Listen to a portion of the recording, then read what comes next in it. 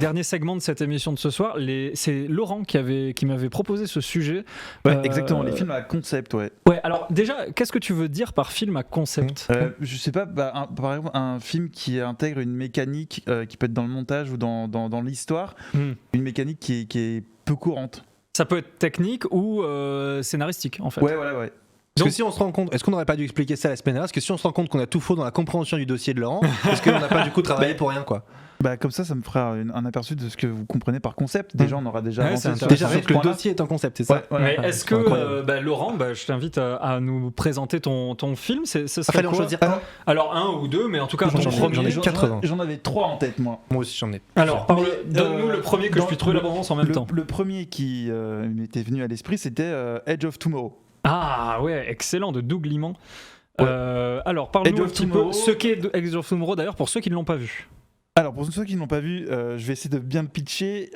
Il y a une espèce d'invasion alien qui se passe sur Terre et le héros, qui est incarné par Tom Cruise, se fait entre guillemets un petit peu infecté par un alien et il a la capacité de revenir dans le temps au moment où il meurt. Et en fait, le personnage s'investit d'une quête et il va tout faire, il va tout mettre en place pour mener à bien sa quête. Et donc en fait, le film nous présente toutes les fois où il meurt, toutes les fois où il échoue dans certains contextes. Et en fait, c'est une espèce de reboot en arrière constant. Un jour sans fin, mais en mode action, blockbuster, super intéressant d'ailleurs. J'ai beaucoup aimé, c'était vraiment intéressant. Et le 2 a été tourné là. Il a été tourné ? Ouais. Ah, je savais pas. Il me semble. Je savais pas. Je sais que le réalisateur, le réalisateur, c'est celui on avait passé l'abondance de Chaos Walking la semaine dernière avec les gens qu'on peut voir leur penser. C'est son prochain film sera ça, si je dis pas de bêtises. Et celui il est en train de préparer, il est en pré-prod sur le premier film qui sera tourné littéralement dans l'espace de fiction. Avec Tom Cruise, ils vont partir dans une navette l'année prochaine, quasiment jour pour jour. Ah oui, et ils vont tourner dans l'espace avec Tom Cruise, qui, pour le coup, semble être son nouveau chouchou. C'est vrai qu'il tourne dans l'espace, mais un film qui n'a rien à voir avec le sujet de l'espace. Ah, ça serait trop bien. Ouais. Genre une sorte de sur la pétanque. Une sitcom. Une sitcom pétanque. Ce serait trop la pétanque de l'espace. Mais en tout cas, très cool, Edge of Tomorrow. En effet, comment tu le vendrais à quelqu'un ? Enfin, pourquoi ça te plaît autant ? Et puis, voilà, comment tu imagine, je l'ai pas vu. Comment me jeter un regard dire non mais merde, j'ai jamais fait de ma vie vendre un film correctement. Comment tu le imagine, je l'ai jamais vu. Comment tu vas me vendre le truc ? Il te force généralement, ce qu'il fait, c'est qu'il t'invite chez lui et il lance le film. Voilà ce qui se passe. Je trouvais que c'était un film d'action qui était plutôt bien fichu par son montage et voilà. Visuellement impressionnant en plus. En fait, faut pas trop réfléchir et visuellement impressionnant. Non, c'était assez cool. Emily Blunt qui est très bien, très très bien. Ok, premier film donc Edge of Tomorrow qu'on vous conseille. Je sais pas si dans le chat vous l'avez vu. On me dit excellent Edge of Tomorrow. On me demande est-ce que le film Netflix où on peut faire des choix c'est un film à concept. On pourrait dire oui aussi c'est un film à concept. Bandersnatch, c'est un film. Ça fait partie d'un épisode de série, mais c'est fiction en concept du coup. Ouais. Et pour toi, Floris, un de tes films Et ben justement, sur le sujet de Edge of Tomorrow, en fait, moi, quand tu m'as parlé des trucs à concept, ça m'a tout de suite fait penser effectivement des spécificités de montage. Et ce qui m'est revenu en tête, c'est un film que j'avais vu quand j'étais beaucoup plus jeune, qui s'appelle Rent Lola Rent, ou Cours Lola Cours en français. Run. Parce que Rent, ça veut dire. Non, mais c'est en allemand. C'est un film allemand. Pardon. Ça veut dire louer, c'est oui, Lola. Vous voulez vraiment louer Lola ? Et c'est un film du réalisateur de Cloud Atlas, qui est aussi un autre film concept. Co-réalisateur de Cloud Atlas. Qui est Tom Tykwer, que j'avais noté. Et ce film-là est sorti en 98 et ça a été un peu une fulgurance en Allemagne, parce que déjà, c'est partie des films européens qui ont dépassé le cadre de l'Europe seule. Et c'est un peu le même principe, en tout cas en termes de montage. C'est l'histoire de, je crois, un gars qui est un plus ou moins impliqué dans des affaires de mafia, qui doit aller ramener de l'argent à quelqu'un à qui il doit de l'argent, et puis il oublie la mallette avec l'argent, et du coup il appelle sa meuf qui est Lola, qui est une jeune comédienne avec les cheveux rouges qui ont un peu marqué cette époque-là aussi, et du coup elle doit ramener de l'argent, sauf qu'elle fait des erreurs et en fait elle a 20 minutes avant qu'il soit tué, et donc Lola court. Donc elle court, elle se dépêche, sauf que elle fait des erreurs et que ça conduit au fait qu'elle échoue, et en fait le film reboot 3 fois je crois, avec à chaque fois elle va prendre en compte l'erreur précédente, etc. Donc il est là le concept, c'est que le concept le reboot c'est du que film c'est du constant. reboot, mais c'est suffisamment bien fait pour que tu t'ennuies pas en fait, parce que tu revois les mêmes choses, mais en fait évidemment pas vraiment les mêmes choses, tu fais attention à certains détails, puis ça avance, etc. Et c'est un film qui a révolutionné un peu son genre à l'époque, parce que c'était aussi un des rares films qui avait une bande son mais survitaminée électro. C'était hyper punchy. C'est pour ça que ça a plu Wachowski. Et dans la réelle, parce que c'est pas si simple que ça de réaliser des plans où les gens courent comme ça, surtout à l'époque, etc. Pour 1998, c'était un film qui vraiment te mettait une claque, mais vraiment visuelle, et dans le concept c'était assez atypique aussi. Et pour moi, après, dans les films un peu de ce style là, j'avais aussi Edge of Tomorrow et aussi Source Code, qui est un peu dans le même Source principe. Code, de Duncan Jones, où ça se passe dans un train où il y a un attentat, je crois, et il y a une possibilité de l'éviter, et le film a rebooté suffisamment de fois. Alors parfois tu as des films qui donnent un prétexte où c'est un personnage qui a un pouvoir qui peut remonter le temps, et parfois pas. Je crois que dans Lola Rent, il n'y a pas vraiment de pouvoir de remonter le temps. C'est juste le film. C'est juste le film qui est monté comme ça. Et Source Code qu'on voit là à l'image, je l'ai trouvé un peu faible ce film. Sympa, mais j'ai trouvé un peu très vite oubliable. Je me le suis noté parce qu'effectivement pour moi le cours La Cour a inspiré cette génération de films qui pouvaient faire des choses dynamiques et puis du montage comme ça. Après c'est vrai qu'Un jour sans fin était sans doute le premier historique. Alors, je sais pas si c'est historique, mais voilà, c'est une histoire qu'on connaît. C'est incroyable. Mais si on remonte l'histoire des films qui sont montés de manière atypique, et en tout cas temporellement atypique, il y a sans doute Le Jour sans fin, Cours La Cour, Memento, bien sûr. Incroyable. Alors, ça fait partie des films que quand j'ai fait la liste, je me suis dit, je vais pas parler de Memento, Pareil. tout le monde va parler de Memento. Exactement. Je vais pas parler de Cloud Atlas, tout le monde va parler de Cloud Atlas. Mais tu l'as vu du coup, toi? Bah non, moi je l'ai pas vu du coup, mais j'aurais pu en parler parce que ça me fait penser à ça. Tout le monde me dit, mais Memento, faut que tu le vois. Et à chaque fois, du coup, je ne prends jamais le temps de le voir. Mais effectivement, c'est des films de montage, quoi. Oui, je suis allé voir Memento au cinéma pour sa ressortie. C'était très bien. Un dernier film, j'en reparle encore, mais aussi Eternal Sunshine of the Spotless Mind rentre complètement dans la liste, puisqu'avoir une espèce d'aventure à travers les souvenirs des gens et de l'effacement de ces souvenirs, c'était assez fou. Non, Eternal Sunshine, et puis c'est vrai que là le concept du film tient le film, et puis et aussi évidemment les acteurs et actrices de ce film tiennent le film. C'est vraiment, pour moi, un bon film à concept, c'est pas juste un concept, c'est un bon film avant tout. Et le concept, il est là pour magnifier, il est au service du film et pas l'inverse. C'est comme une technologie, un concept. Si tu as un shadow traveling, ça veut pas dire que tu dois le faire tout le temps. Il faut juste bien utiliser ce concept ou cet outil. Voilà. Alors moi, dans ma sélection, et on va faire des tours de table comme ça, j'avais proposé, alors attendez, laissez-moi chercher, là je m'étais mis la bande. Il y a un tableau, j'ai vu un tableau apparaître là. Exactement. Est-ce que cette émission est cadrée autour d'un tableau? Il y a un conducteur. Un conducteur. Je voulais vous parler de. On le trouve où? Parce qu'à chaque fois on me dit regarde dans le conducteur, je sais pas où il est. Il fallait me le demander avant l'émission, Fabrice. D'accord, pardon. J'aimerais savoir quand ça se termine. Bientôt, promis, bientôt. Je vais vous parler de Speed Racer, les frères Wachowski, frères-sœurs maintenant, Wachowski, film de course, mais surtout. Il n'a pas été très très bien accueilli à l'époque, je crois, non? Exactement, et pourtant c'est vraiment un petit chef-d'œuvre. Comme vous pouvez le voir, le film s'est monté comme s'il y avait des couches. Et en fait, il y a très peu de cuts dans ce film. Évidemment, quand je le dis, il y a un cut, mais il y a très peu de cuts dans ce film. Il y a beaucoup. En fait, ça a été réalisé pour que vous ayez l'impression de voir un manga en vrai. D'accord. Et vous voyez, regardez ces personnages qui passent devant et ça fait des transitions. Là, et donc ça a ce côté rétro-futuriste qui est exceptionnel. Pour des techniciens, c'est magnifique à voir parce que ça n'a pas vieilli. Et t'as vraiment une ambiance. Alors, c'est bien pour les enfants et c'est super pour les adultes.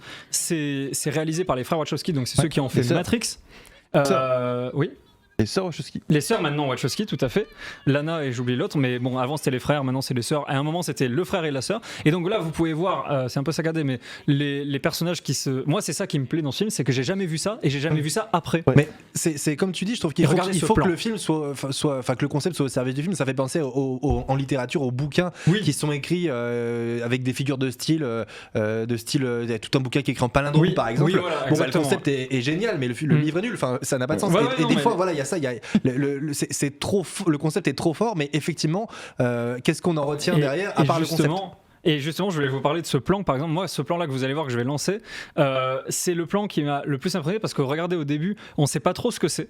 Et quand on voit la fin du plan, je trouve ça assez magnifique, regardez ça. Tu te dis, mais qu'est-ce que c'est que ça? Et en fait, t'as la personne derrière qui apparaît, qui a lâché son verre, et c'est le genre d'idée de plan assez impressionnante, je trouve. En fait, ça paraît presque trop en avance visuellement. T'as l'impression que c'est fatigant à regarder parce que c'est trop en avance, mais en fait, c'est vraiment un plan, une idée. T'as des trucs que tu vois nulle part ailleurs, et c'est vraiment. Et puis t'as une lumière qui est magnifique, et puis tout ressemble aux années 70, mais ils ont des technologies ultra futuriste. Donc d'ailleurs John Goodman qui est exceptionnel, Emile Hirsch qui est un très bon acteur, je crois qu'il est dans Brokeback Mountain si je dis pas de bêtises avec Heath Ledger, et voilà, Suzanne Sarandon, un casting mais vraiment complètement fou. Et vous voyez, encore une fois, on passe d'un univers à l'autre que avec des masques, comme on dit, on ferait ça sur After Effects, et en même temps tout ça une course. Là vous voyez, il est en train d'essayer de battre le record de son frère, et c'est un ghost comme quand on essaie de battre sur un jeu de course, parce que son frère est décédé dans l'histoire, on le sait dès le début. Et donc vous voyez, regardez ces images, ça c'est 2007. Visuellement ça a l'air dingue. C'est 2007 les amis. Vous vous rendez pas compte de la puissance des effets spéciaux pour l'époque quoi. C'est complètement fou, et ils avaient inventé ça, ils avaient appelé ça de la 2,5D. Et donc là c'est la fin, donc c'est vraiment la scène d'intro ça entre guillemets, enfin c'est une des scènes d'intro, et visuellement vraiment, tu as des frissons. C'est le premier film quand j'ai reçu mon projecteur que j'ai mis, parce que c'est coloré, ça va vite, et en même temps c'est super lisible.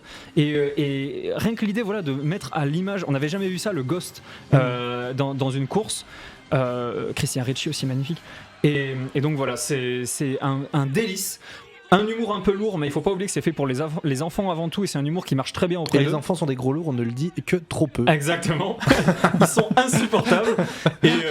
Et voilà, et puis voilà, regardez ça. En tout cas, c'est vrai que pour être coloré, c'est coloré. C'est impressionnant, c'est impressionnant. Et c'est voilà. En 3D, il existe ou pas? Non, il est pas sorti en 3D. Est-ce que c'est pas ça que tu devrais convertir à tes heures perdues? Ça reviendra peut-être, mais je suis sûr que les Wachowski seraient fiers de moi. Mais en tout cas, voilà, ça c'est vraiment mon film à concept, parce que c'est un concept visuel.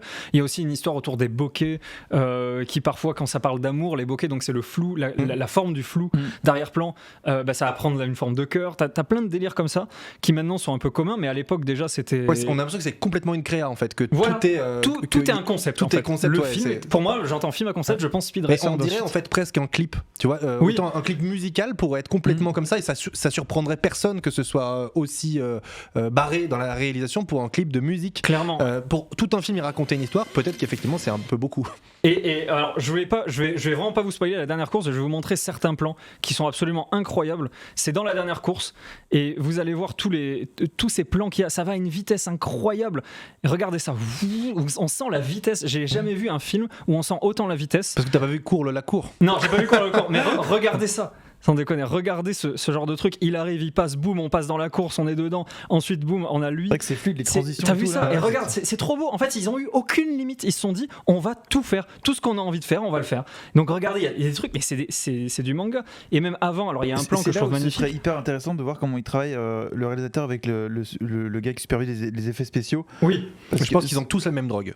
Ouais, c'est ça. Et alors là, vous allez voir, il y a un plan qui est absolument magnifique. Donc déjà, regardez ce 160 vitesses là, et qui arrive, et la caméra, boum, on arrive, et il y a une transition, même lui il en peut plus, Michael J. Fox, je crois que c'est lui, et regardez, juste après t'as un plan où, en fait là le moment c'est de montrer, regardez, il est virtuose avec sa machine, et pourtant j'aime pas du tout les films de course, mais alors là il se souvient, Racer X, qui est un personnage du film, qui lui parle, et en fait c'est le moment où il se souvient de tout ce qu'on lui a dit pendant le film. On regarde tout le film. Non, c'est juste une petite partie de la dernière course. Donc ça c'est diffusé tel quel dans le film. C'est diffusé tel quel. C'est vrai que c'est choquant de voir. Regardez le plan d'après, je crois que si je dis pas de bêtises, très très très rapidement, vous allez voir, c'est assez impressionnant, parce que quand je vous dis qu'ils n'ont pas de limite, tous les plans, voilà ça c'est juste figuratif, c'est pas dans le film, mais c'est magnifique. Et regardez ça, on est dans un manga, t'as du ralenti parce qu'on peut le faire, on en a rien à branler, et c'est 2008, 2007, et on dirait pas, ça pourrait sortir maintenant, parce qu'en fait comme l'art, enfin la direction artistique elle est intemporelle, et ben ça fait jamais vieux, ça peut faire un peu ringard, mais c'est voulu, donc ça marche, et les courses sont complètement dingues, c'est pas un jeu vidéo, ça c'est la réalité pour eux, et donc voilà, et Pops, bien sûr, son père qui est joué par John Goodman, vraiment ce film je vous le recommanderai jamais assez, et je vais arrêter de vous saouler avec, mais si un jour on peut se le regarder, franchement je pense que vous aurez des étoiles dans les yeux. C'est vraiment très bien. Et typiquement j'ai peur que ce soit trop, en fait. Alors il y a beaucoup de gens qui ont eu peur de ça. J'aurais eu peur qu'évidemment ce soit pas au service d'une histoire et que ce soit difficile à suivre, mais en tout cas pour l'expérience ça donne avoir en grand. Oui, avoir en grand, et c'est plus voilà, pour avec du son fort. Voilà, et c'est surtout pour se dire, regardez, quand on s'affranchit des producteurs, qu'on est les réalisateurs de Matrix, regardez, le cinéma, ça peut ressembler à ça. Le cinéma, c'est pas obligé de ressembler à tout ce qu'on voit tout le temps. Et ça c'est du travail de réal et de beaux techniciens. Tu vois, on a l'impression que, parce que c'est vrai que souvent pour révolutionner un genre, tu flingues tous les codes et tu repars à zéro. Ils ont ce génie de savoir faire ça, parce qu'effectivement, c'est pas si simple que ça de se dire, non mais attendez, le champ contre champ n'est pas obligé en fait. De pouvoir tout remettre à plat. Tout à fait. Il n'empêche que par la suite, ils ont un peu abandonné souligner ça. Ça reste un film à concept et ça ne révolutionne pas le genre du cinéma. Non, mais c'est quelque chose que vous n'aurez jamais vu. Vous n'aurez jamais vu Speed Racer, jamais. Et je crois que même c'est difficile de le voir. Il y a le Blu-ray existe, mais en VOD, je sais pas trop comment on peut le voir. Donc voilà, Laurent, un deuxième film peut-être. J'en ai déjà dit 3.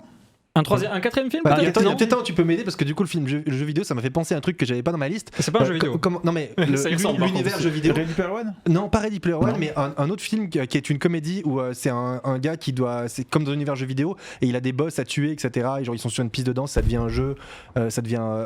Oui, c'est Scott Pilgrim. Scott Pilgrim versus The World. C'est génial, ouais, c'est vraiment bien ça. Que je trouve est un film très concept. Tu l'as vu Scott Pilgrim ou pas ? Bien sûr. Qui est un film à concept aussi parce que c'est un film qui en même temps emprunte beaucoup au code du jeu vidéo et c'est une comédie très réussie, je trouve. Alors c'est une comédie de... j'ai un trou de mémoire.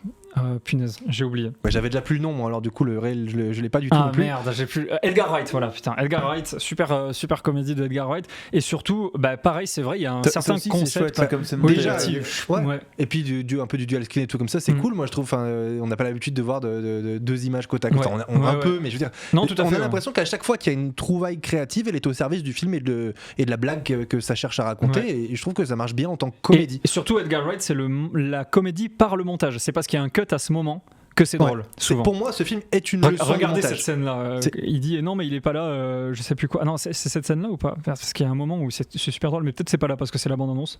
Mais regardez le montage, voilà, poum poum choum, ça va super vite. C'est une vraie leçon de montage. Voilà, film, pour le exactement. Coup. Je suis d'accord avec toi. On a beaucoup parlé dans cette émission notamment du fait que souvent les comédies sont mal montées. Et celle-ci, on voit que c'est grâce au montage, comme tu dis, que la vanne a lieu. Sinon, ça marche pas. Une demi-seconde près, ça ne marche pas.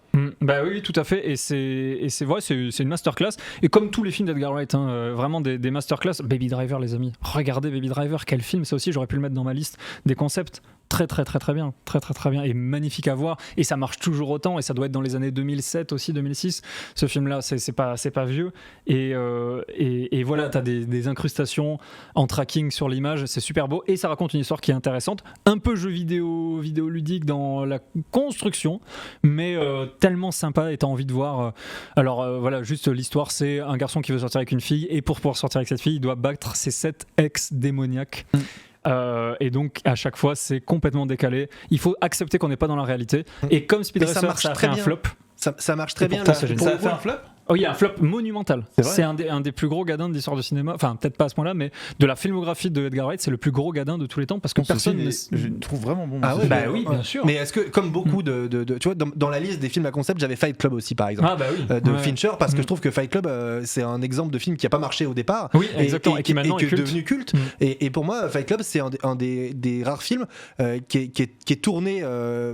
De manière presque traditionnelle, le concept à la base révolutionne pas, mais en fait il y a plein de trouvailles, il y a plein d'ajouts numériques. Enfin, moi j'ai gardé en mémoire dans Fight Club la pièce Ikea qui est réellement impressionnant, tout meublé en Ikea pour de vrai, avec du tracking dans l'image. Pour moi ça fait partie des premiers films où on voit ça, du tracking dans l'image, et qu'on ajoute des images subliminales, que voilà, et c'est pareil, complètement au service du propos. Donc c'est peut-être moins un concept que les autres dont on a parlé aujourd'hui, mais ça reste partie de ces films qui pour moi ont à un moment inventé quelque chose et n'ont pas forcément connu le succès au départ, mais on verra dans 10, 15, 20 ans ce qu'il en reste. Et Scott Pilgrim, pour moi, c'est quand même culte en vrai. Et comme le dit Vincent dans le chat, si vous voulez voir Chris Evans avant le Marvel Cinematic Universe, avant Captain America, il est dedans. Chris Evans, on nous dit aussi, alors ça c'était à l'époque de Speed Racer, je comprends pas comment ce film peut être si décrié, bien sûr. Tout à fait, un pur kiff.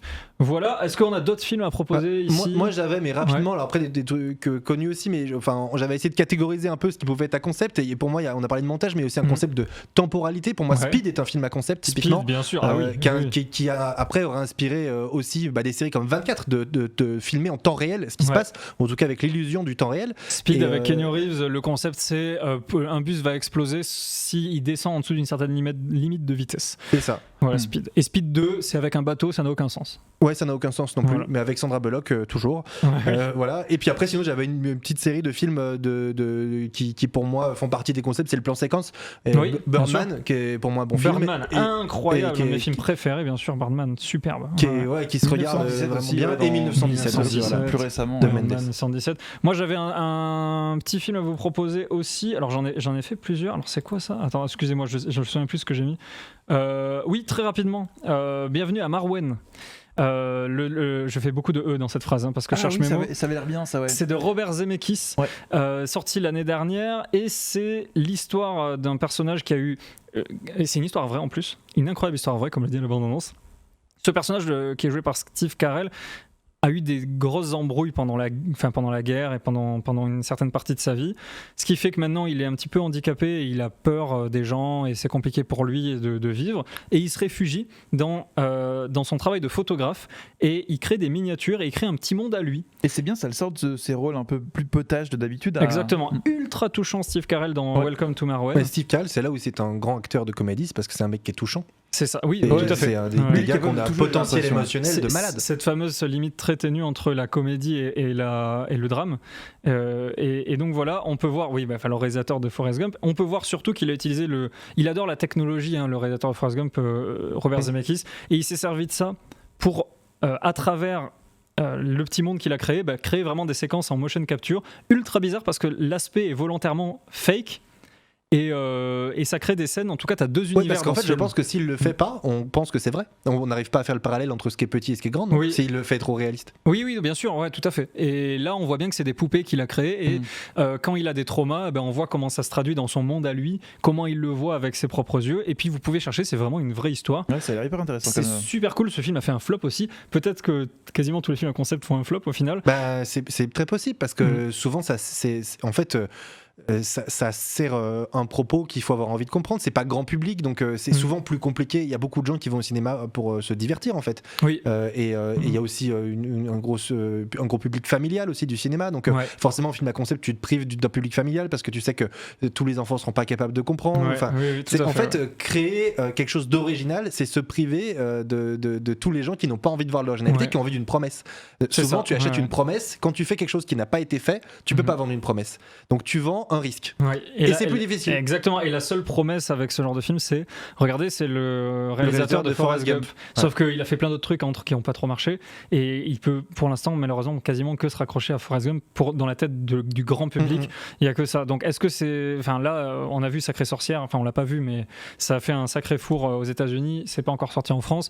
C'est aussi de Robert Zemeckis. Donc voilà. Pour le coup, dans les films à concept, ceux qui marchent bien, j'ai l'impression que les films plan séquence marchent quand même assez bien. Oui, parce que souvent, c'est facile à comprendre. Ouais, et parce que les gens voient la performance, etc. Et que souvent ça sert le propos. Dans 1917, le plan séquence sert totalement le propos de montrer une micro-histoire dans une macro-histoire qui est la Première Guerre mondiale. Et c'est en fait l'aventure est totalement sans importance, mais elle n'a d'importance que parce que c'est tourné en plan séquence et qu'on se rend compte de la complexité qu'il faut pour amener une lettre d'un point à un autre. Exactement. 1917, c'est pas que une performance technique, c'est aussi une manière de raconter une histoire qui n'aurait aucun intérêt si elle n'était pas tournée en plan séquence. Est-ce qu'on est bon? Est-ce qu'il y avait d'autres idées à ma gauche et à ma droite? Moi, je vous ai présenté vraiment deux films qui étaient super importants pour moi, surtout Speed Racer, les amis dans le chat. Si vous n'avez pas vu Speed Racer, foncez, regardez Speed Racer, extraordinaire film, mais aussi je t'ai parlé d'un film à concept aussi, mais qui est assez vieux et ça s'appelle Passé virtuel. Passé virtuel. Alors ça, c'est un film des années 90, je pense, et en fait, c'est un film de science-fiction. 99, où le héros de base c'était une espèce de crack en informatique et il se crée un monde virtuel. Et il crée un monde de Las Vegas des années 30, il me semble. Et il y a toute une histoire qui se déroule dans ce monde virtuel, mais qui est de l'ancien monde en fait. D'avant. Mais il le crée comment? J'ai pas compris ça. C'est à la Tron? C'est un monde. Ouais, c'est un peu à la Tron. Il arrive à s'immerger un peu dedans. C'est un petit peu les prémices de la VR et du monde virtuel. Et cet informaticien-là, il va dans ce monde-là et il y a toute une intrigue dans son monde virtuel qui. Tu l'avais vu au cinéma ou tu l'as vu en VHS? Je l'ai vu en DVD. Entre les deux. Tout pile, c'est le tout pile. Bon, écoute, parfait. Passé virtuel qui conclut un petit peu notre dossier film à concept et l'émission.